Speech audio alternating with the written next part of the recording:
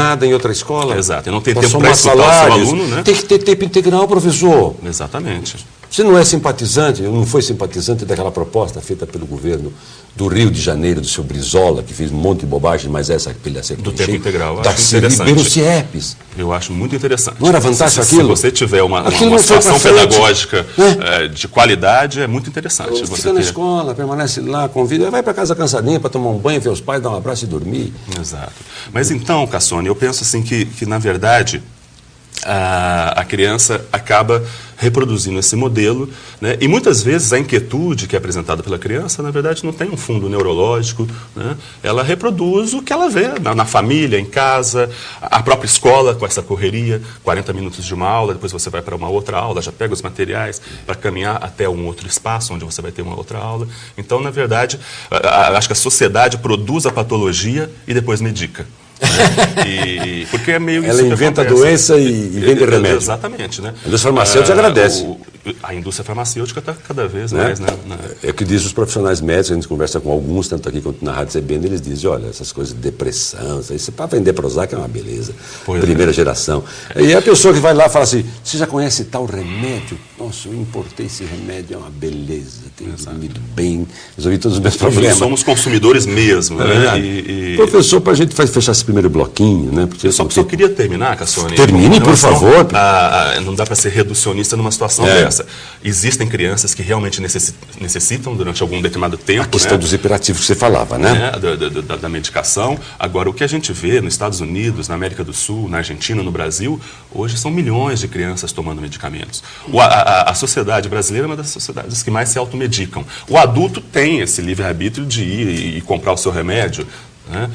Que supostamente ele precisa. A criança, nesse sentido, é muito vítima, né? Nossa, coitada. Decidem por ela. Decidem por ela, né? E muitas vezes você vai, a criança faz o eletroencefalo e você não tem uma consistência orgânica, né, de patologia para estar indicando o remédio. Essa questão da hiperatividade que vem crescendo, né, à medida que a ciência avança, ela vai descobrindo coisas, implica a presença também num processo interdisciplinar de um psicanalista, de um psicólogo, de um pedagogo, um psicopedagogo, porque de repente está dizendo, esse moleque só me cria casa, ele é rebelde, não, ele está precisando de um tratamento diferenciado. Né? Exato. Ou talvez esteja denunciando, né? A gente pode ver essa inquietação, sinalizando, né? ou denunciando um suposto fracasso escolar, ou denunciando... Então reprovar o menininho lá, não tem culpa, coitado. Ou denunciando uma educação, um ensino que para ele não faz sentido, para ele não tem sintonia com não tem significado, né? Mas é um assunto muito amplo, né, para a gente estar colocando.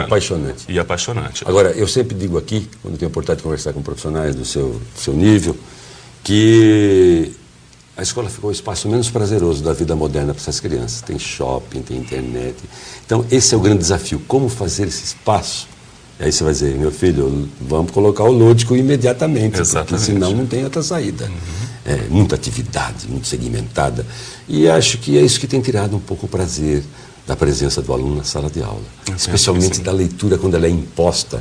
E você tem toda uma estrutura errada, né, de ensino, o vestibular, cai no vestibular e começa a falar em vestibular precocemente com o menino. E a própria expectativa dos pais vão muito nesse sentido, mesmo com a criança na educação infantil ainda. Né? Essa coisa, Jesus, então, tadinho do menino. É a competitividade já nascendo ali, o modelo de ter que ser bom, de ter que ser eficiente, mas a eficiência tem que passar também pelo sabor, né? Não só o saber. Conclusão primeira dessa conversa deliciosa, desse primeiro bloco, entre outras múltiplas conclusões.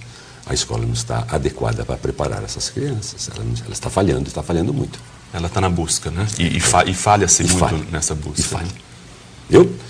Breve intervalo, uma água para o André Luiz. Bom de conversa, fluente, pesquisador, hein? Ele tem uma bagagem aí danada. Depois vocês vão saber que ele foi recreacionista, foi cuidando de crianças, diabinho lá, ocupar essa molecada.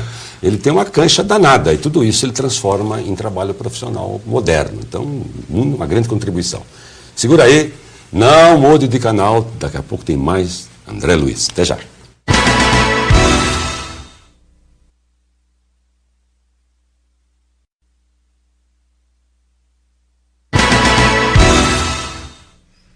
Estamos de volta para o segundo bloco deste Polêmica de hoje, um polêmica importantíssimo. Agora vem as férias escolares, às vezes os pais felizes com a produtividade dos seus filhos, satisfeitos com o que eles renderam durante o ano letivo, outros um pouco chateados, pensando em mudança de escola, o próprio menino, a menina que não é ouvida às vezes, dá uma conversada, você está gostando da escola, filho? Mas não espera terminar o ano, quando numa reunião de pais e mestres, vamos dizer, o seu filho precisa se aplicar mais em tal segmento. Conversa com ele o ano inteiro, todo dia ele chega da escola e fala, você está gostando, está gostosa a escola, minha filha?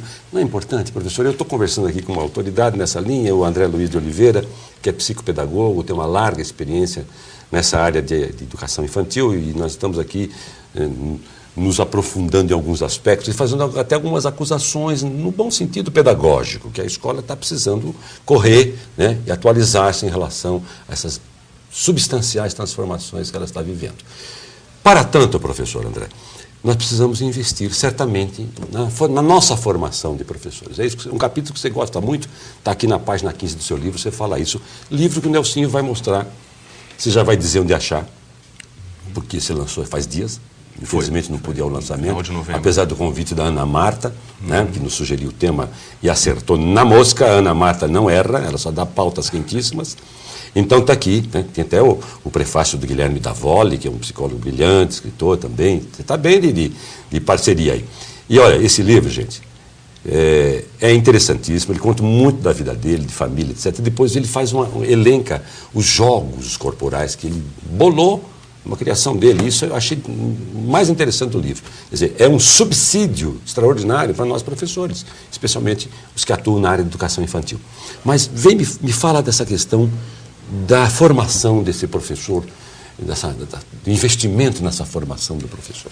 Olha, eu tenho até com o meu amigo e patrão Guilherme Davoli, né, pela Continentes, há 3 anos eu tenho viajado pelo estado de São Paulo, nas redes municipais. Fazendo palestras? Fazendo palestras, mais oficinas, né?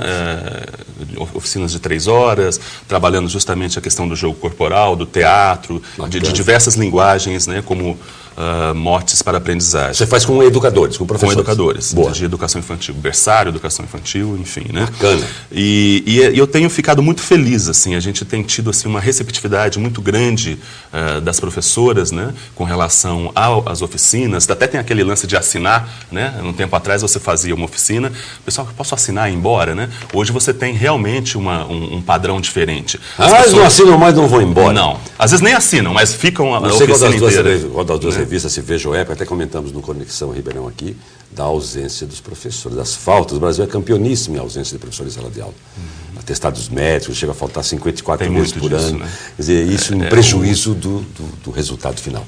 Exato. Mas vamos lá. E é bom saber que eles estão motivadíssimos. Estão motivados e abertos para as novidades, e com senso crítico, tá? Um pessoal que quer te ouvir e também se coloca com relação ao que você coloca e coloca como possibilidade, né? E aí tem as adequações em cada município e tudo mais. E mesmo na rede particular onde eu atuo, a gente sente uma preocupação muito grande, isso não só na escola onde eu atuo, a gente tem contato com vários outros educadores, de realmente estar indo a São Paulo, estar sempre procurando cursos de capacitação. Eu até não gosto muito desse nome, mas é mais ou menos por aí. Quer dizer, sempre em busca de novas possibilidades, novas estratégias. Outrora era reciclagem. Reciclagem. Né? Reciclar para pneu, né? Um negócio capacitação parece que você não tem capacidade, mas é ampliar essa questão de nomenclatura, né? Mas eu penso que não vai ter lugar daqui a um tempo para quem não tiver essa atitude de ir atrás do conhecimento e agregar esse conhecimento ao seu modo particular, peculiar de ser, né? E aí, porque aí eu acho que realmente se constrói, como o Rubem Alves coloca, uma pedagogia com saber e sabor. André. Quer dizer, o conhecimento do conteúdo, quer dizer, você dominar a área que você se propõe a passar, mas ter uma singularidade, né? Uma maneira de passar esse conteúdo, uma autoria, né? Eu digo sempre, estou muito feliz com a autoria desses 2 livros, mas a grande autoria do professor é a prática pedagógica no dia a dia. Quer dizer, se você tem um trabalho muito mecanicista, você não vai conseguir, ainda mais na educação infantil, né, um resultado. Quer dizer, você tem que criar situações com coerência, com fundamentação teórica, mas tem que criar situações dinâmicas, assim como é a vida da criança, né? Claro. Cheio de mudanças de cenários e de recursos. Que bom saber, né, que você recorre aos textos do Rubem Alves, quando você viu sabores ensinantes, agora esse é um termo que ele usa muito. Sabores e sabores. Saberes, sabores e saberes. Quando você fala nesse professor, no investimento do professor, eu vou ter que te provocar mais uma vez. Quer dizer, nós precisamos reformular esses cursos de pedagogia, porque agora, então, o professor tem que ter... Ele tem que ser um artistinha mesmo, viu? Tem. Como os professores de cursinho de outrora não eram, você lembra disso? Exato. O cara chegava e motivava vocês lá, vocês ficavam louquinhos pelas aulas do cara. Às vezes aqueles jargões, né?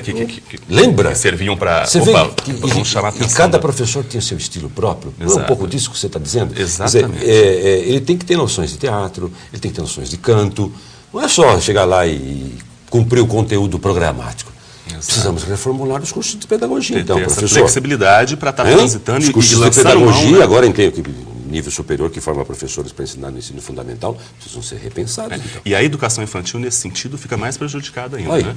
Você tem na grade curricular muito pouco, né, para preparar uma futura professora de sai sala professor de aula. Genérico. Exato.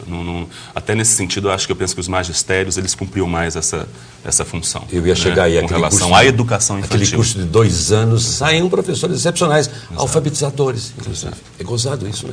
Então, eu acho dobramos a carga horária de aprendizagem desse professor e de qualificação e os resultados não são tão bons. Claro, há pessoas que são excepcionais, compensam as deficiências, mas o modelo parece que você está questionando e questionando com muita propriedade. Exato. Eu questiono também. E uma outra questão, Cassone, que eu também coloco na apresentação do livro, além da formação, eu brinco com a questão do ser onírico, quer dizer, mas aí a questão também que você colocou da correria que é o dia a dia de um professor, dos baixos salários, né? Como você vai ao teatro, como você vai a São Paulo uma vez por mês, né, com salário que deveria ir. Então, porque são esses outros conhecimentos que vão te dar subsídios para você incrementar uma aula, né, contextualizando com aquele conteúdo que você está trabalhando. Os professores aqui em Ribeirão Preto podem ser privilegiados desde que tenham tempo. O SESC tem oficinas extraordinárias nessa linha que o SESC Ribeirão. Exato. Só que, coitado do professor, no horário que está sendo ministrada ou oferecida a oficina, ele está com full time, com turmas e mais turmas, sai uma, entra outra. Então, é muito difícil. Então, precisamos pensar. O seu livro toca com uma simplicidade impressionante assuntos complexos. Na página 20 desse seu livro, você diz, aspas, educar é tocar, marcar o filho ou o aluno com a bondade.